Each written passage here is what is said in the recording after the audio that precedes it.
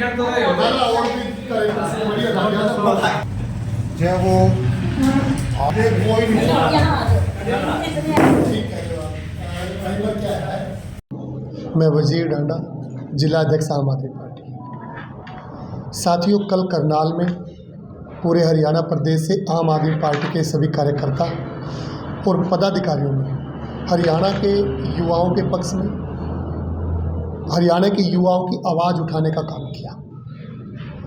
हरियाणा में 9.5 साल से खट्टर सरकार है। 9.5 साल में खट्टर सरकार ने हरियाणा को बेरोजगारी में नंबर 1 बना दिया है। साथियों, रोजगार देने के बजाय जब युवा रोजगार मांग रहे हैं तो उनको कह रही है कि आप इजराइल चले जाओ युद्ध क्षेत्र में हमारे नौजवानों को मरने के लिए। आम आदमी पार्टी आंदोलन से निकली हुई पार्टी है और कल हमारे ऊपर पुलिस ने, जब हम शांतिपूर्ण प्रदर्शन कर रहे थे, लाठियां भाजने का काम किया। हमारे को धक्का मुक्की की, हमारे को डिटेन किया गया। परंतु मैं हरियाणा सरकार को चुनौती देता हूं कि आप जितना भी आम आदमी पार्टी के कार्यकर्ता और पदाधिकारी को दबाने का काम करोगे वो उतना ही निखर कर आएगा। हरियाणा के युवाओं की वो आवाज़ बुलंद करने से रोक नहीं सकते आप उनको। क्यों? फिर मैं कह रहा हूँ कि आम आदमी पार्टी जो है आंदोलन से निकली हुई पार्टी है, किसी के बाप की बकौती नहीं है, किसी पार्टी से निकली हुई नहीं है। वो एक आंदोलनकारियों की पार्टी है, वो पढ़े लिखे युवा नौजवानों की पार्टी है। वो हरियाणा के युवाओं की जो है आवाज़ को बुलंद करते रहेंगे, वो कभी भी पीछे नहीं हटेंगे। कल उसी कड़ी में हम कल जिला स्तर पर हरियाणा के प्रत्येक जिले में फिर बेरोजगारी को लेकर युवाओं की आवाज़ को बुलंद करने के लिए कल फिर हमारा जिला स्तर पर प्रदर्शन होगा। कल ठीक 11 बजे हम जींद में पुराने बस स्टैंड पर इकट्ठे होकर हरियाणा के युवाओं की आवाज़ बुलंद करने का काम करेंगे और इस निकम्मी बहरी सरकार को जगाने की कोशिश करेंगे। या तो ये सरकार जाग जाए, हरियाणा के युवाओं को जो 2 लाख स्वीकृत पद खाली पड़े हुए हैं उनको भरने का काम करे और युवाओं को रोजगार देने का काम करे। अन्यथा कुर्सी छोड़े, आम आदमी आ रहा है। 2024 में आम आदमी पार्टी की हरियाणा में सरकार होगी और सरकार बनते ही पहली कलम से हम युवाओं को रोजगार देने का काम करेंगे, महंगाई को कम करने का बात करेंगे। हम सबसे पहले अच्छे स्कूल बनाएंगे, अच्छे हॉस्पिटल्स बनाएंगे, सुरक्षा हम मुहैया कराएंगे। चाहे मान सम्मान की बात हो, महिलाओं के मान सम्मान की बात हो, चाहे हमारे सैनिकों के मान सम्मान की बात हो। पंजाब और दिल्ली की तर्ज पे जैसे हमने हमारे फौजियों को मान सम्मान देने की बात की है, अग्निवीरों को भी हमने शहीद का दर्जा दिया है और प्रत्येक शहीद को हमने 1 करोड़ सम्मान राशि देने का काम किया है। उसी प्रकार हरियाणा में भी ये अच्छे काम हम करेंगे। हमें कोई नहीं रोक सकता, चाहे जितना मर्जी ये तानाशाही सरकार जोर लगा ले। चंडीगढ़ जैसा मामला इनका ऊपर आ गया है, जनता के सामने, पूरे हिंदुस्तान के सामने इनके चोरी का जो चेहरा है, इनका वोट चोर जो है, ये जो MLA को तोड़ने का काम करते हैं, दबाने का काम करते हैं, वोट चोरी करने का काम करते हैं, इनका चेहरा जो है वो साफ हो चुका है हिंदुस्तान के सामने। और अब समय जो है वो क्रांतिकारी लोगों का समय होगा, आंदोलनकारी जो युवा नेता है उनका समय आ गया, आम आदमी का समय होगा, आम आदमी पार्टी का होगा। अब कल पूरे जोर शोर से जींद में प्रदर्शन होगा।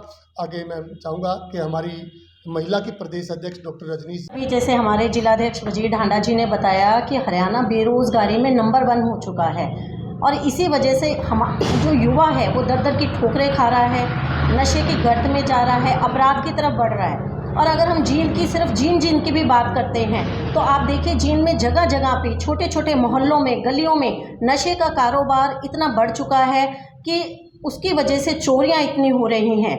और अगर ये तो युवाओं की बात है और महिलाओं की अगर हम बात करते हैं तो महिलाओं के रोज़गार की तो कल्पना हम कहाँ से कर सकते हैं जब हमारे युवाओं के पास ही रोज़गार नहीं है। मैं एक महिला होने के नाते आप सभी पत्रकार बंधुओं और छायाकार बंधुओं को एक चीज़ शेयर करना चाहूँगी कि जब एक महिला होती है, जब वो माँ होती है, बहन होती है, वो सबसे ज़्यादा जो चिंतित होती है, शुरू में जब बच्चा छोटा होता है तो उस बच्चे की शिक्षा के लिए चिंतित होती है और जैसे ही जब बच्चा पढ़ लिख के बड़ा हो जाता है तो सबसे ज़्यादा वो चिंतित अपने बच्चे के रोज़गार के लिए होती है। तो हरियाणा की जो 50% जनसंख्या महिलाओं की है, महिलाएं इस समय बहुत दुखी हैं, बहुत परेशान हैं। अगर हम जहां भी जाते हैं पूरे हरियाणा में, मैं महिला प्रदेश अध्यक्ष होने के नाते जिस भी हलके में जाती हूं तो महिलाओं की एक ही बात होती है कि किसी तरह हमारे बच्चों को रोज़गार मुहैया कराया जाए। तो इन महिलाओं से और पूरे प्रदेश की महिलाओं से हमारा वादा है कि ये खट्टर सरकार आपके लिए कुछ नहीं करने वाली है, क्योंकि माननीय मुख्यमंत्री जी जब एक महिला रोज़गार मांगती है तो उसको रोज़गार के नाम पे चंद्रयान पे बिठा के चाँद पे भेजने की बात करते हैं। तो ये रोज़गार कहाँ से देंगे? इनके बस की ही बात नहीं है। रोज़गार सिर्फ और सिर्फ अरविंद केजरीवाल जी को देना आता है और पंजाब में सरकार आते ही मुख्यमंत्री भगवंत मान जी को देने आता है। आप देखिए, पंजाब में सरकार आए 1.5 साल ही मुश्किल से हुआ है और पंजाब में जो युवाओं को तो रोज़गार मिल ही रहा है, साथ में पंजाब सरकार की एक बहुत बड़ी योजना और एक महिलाओं के लिए जो सशक्त करने के लिए रोज़गार योजना पे मैं प्रकाश डालना चाहूँगी कि भगवंत मान जी ने एक पहल नाम से योजना शुरू की जिसमें महिलाओं को घर बैठे उन्होंने जो सरकारी स्कूल होता है उनकी वर्दियों का उनको सिलाई की मशीनें दी गई ताकि वो वहाँ घर बैठे वर्दियाँ सिलें और उनको एक एक महिला कम से कम महीने के 10 से 12 हज़ार रुपये कमाने लगी। एक ये प्रयोग किया गया जो बहुत ही कामयाब रहा और पूरे पंजाब में ये हर विधानसभा में, हर जिला में, हर गांव में इस तरह का प्रयोग अब होने जा रहा है। तो ये है आम आदमी पार्टी की सरकार। तो मैं अपने हरियाणा वासियों से सिर्फ यही अपील अंत में करूँगी कि अगर आप अपने बच्चों का, अपने युवाओं का भविष्य चाहते हैं और तो आपको सिर्फ एक ही विकल्प है, अरविंद केजरीवाल। अब मैं चाहूँगा कि थोड़ा सा प्रकाश हमारे